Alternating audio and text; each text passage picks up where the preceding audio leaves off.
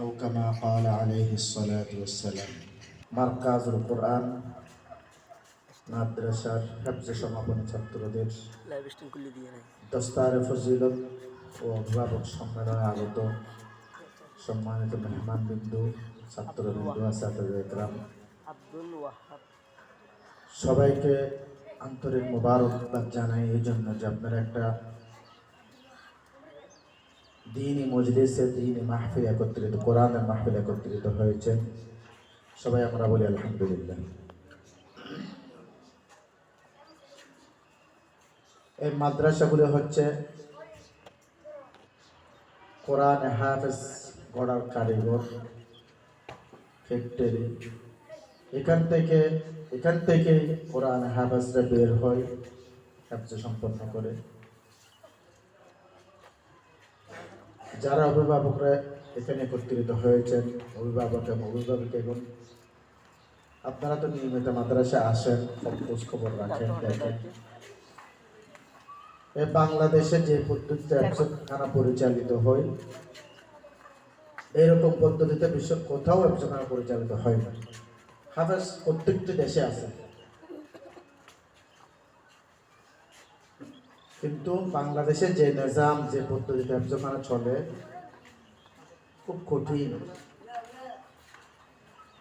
অনেক কষ্ট। তা আল্লাহ রহমান না হলে বাইর যে করে চিন্তা করে এটা বুঝে আসে না একজন মানুষ কিভাবে এভাবে মেহনত করে। আমরা যারা চাকরি করি, সরকারি নিয়ম হচ্ছে বিশ্বের শ্রমিকদের কাছে 8 ঘন্টা, ঠিক না? যেখানে 10 ঘন্টা 12 ঘন্টা করে ওরা মনে করলাম আমরা অনেক কাজ করতেছি, অনেক কাজ করি, শ্রমিকদের উপর জুলুম হচ্ছে, 8-10 ঘন্টা 12 ঘন্টা চাকরি করাই, ঠিক না? কিন্তু হেফজখানার ওস্তাদরা শিক্ষকরা যে মেহনত করে 24 ঘন্টা মেহনত।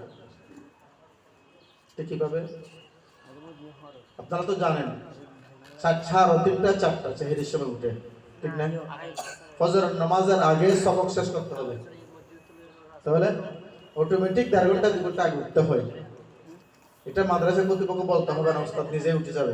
কেন? আমার দায়িত্ব নামাজের আগে সবক শেষ করতে হবে, ফজর নামাজের পর হলে ছাত্ররা সবক শুনতে পারবে না। এটা একটা নিয়ম চলে আসতেছে এইভাবে। ফজরের নামাজের পরে নাস্তার আগে সবক 7 সবক শেষ করতে হবে। এভাবে 3:30 থেকে 9টা 9:30 10টা পর্যন্ত এভাবে ওদের কাজ চলতে থাকে।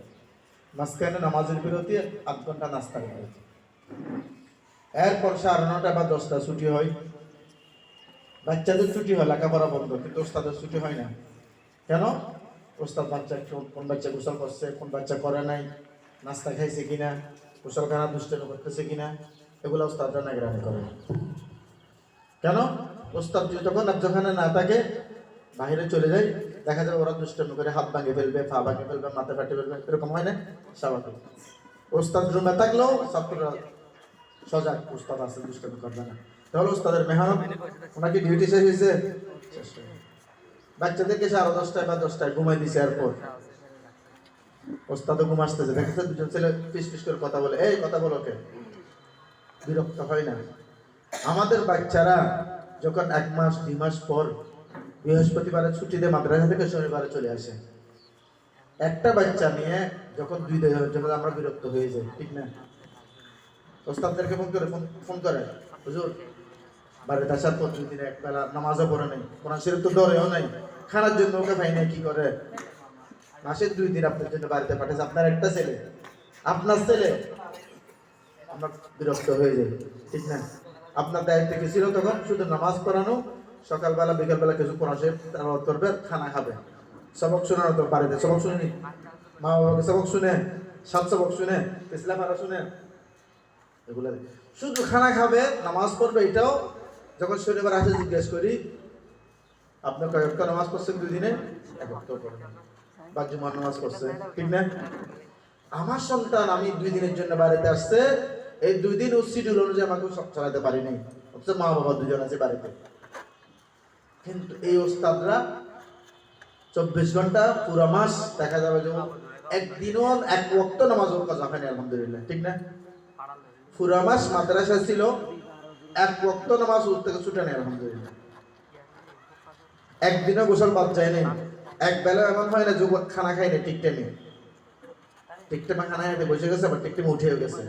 এই যে ছেলে বাড়িতে জাস্ট টাইমে মাদ্রাসা জাস্ট টাইমে খানা খেয়ে উঠে গেছে, সেই ছেলে বাড়ি যাওয়ার পর আধ ঘন্টা উল্কা বাদ তুলে শেষ করতে পারে না, মা বাবা প্লেট নিয়ে ফিসে দূরে দূরে ভাত খাওয়াইতেছে, ঠিক না?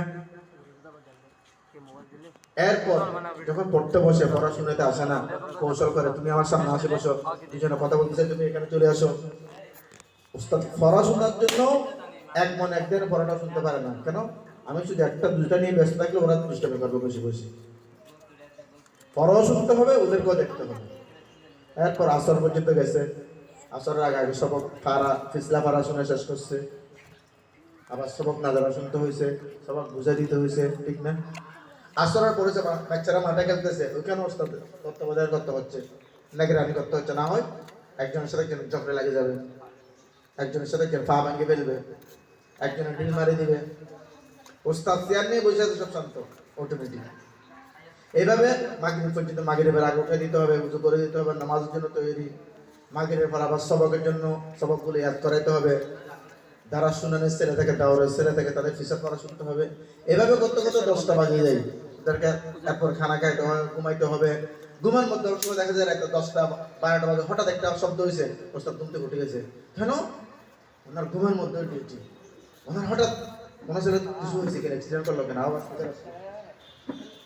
অনেক সময় আমাদের পাশে, আমরা রাস্তার পাশে কি হয়েছে, রাস্তায় কি হয়েছে, অ্যাক্সিডেন্ট হয়েছে, আমাদের এটা ফিকির নেই, যা হোক এটা তো আমার ভিতরে না, এটার দায়িত্ব আমার নেই। ব্যবসাখানা যদি একটা শব্দ হয়, ওস্তাদ লাভ দিয়ে উঠে যায়, কেন কি হলো? এখন দেখা যায় যে এখন তো আধুনিক যুগ, মিটারে কিসে টাকা শেষ, হঠাৎ বন্ধ হয়ে গেছে, দিতে হয় টাকা বাড়ার জন্য, হঠাৎ বন্ধ হয়ে গেছে, ছেলেরা ঘুমাইতে পারতেছে না, সব ছেলে উঠে গেছে ঘুম থেকে গরমে।